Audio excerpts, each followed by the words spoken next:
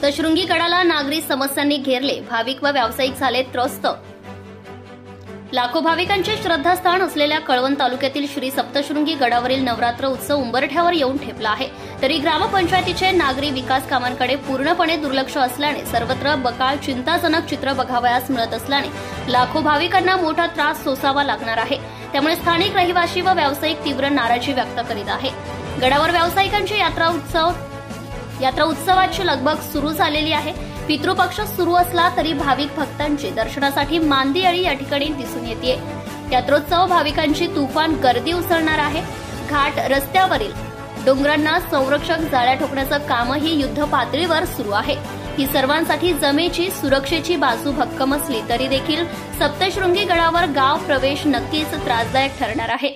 केंद्र सरकारच्या कृपेने या ठिकाणी जलजीवन मिशन अंतर्गत सुमारे 9,33,00,000 रुपयांची पाणीपुरवठा योजना मंजूर आहे। यामध्ये 2 जलकुंभ, 1 विहीर व नवीन पाईपलाईन टाकण्याची योजना आहे।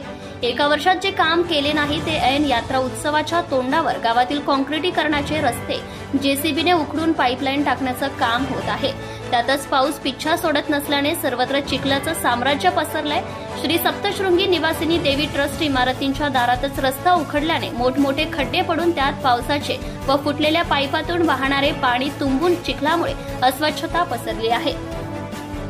तर देशभरातून येणारे लाखो भाविक येथील भयानक चित्र बघून ग्रामपंचायतीच्या गलथान कारभाराचा उदो करतील असे दिसत आहे।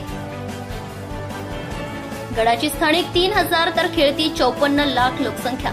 श्री सप्तशृंगी गडाच्या लोकसंख्येने आज 3,000चा टप्पा पार केला आहे। स्थानिक रहिवासी व्यतिरिक्त देशभरातून येणाऱ्या भाविकांची खेळती लोकसंख्या वर्षभरात सुमारे 54 लाख एवढी असते।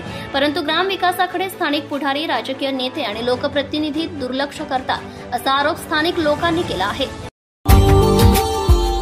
Subscribe now and press the bell icon. Never miss an update.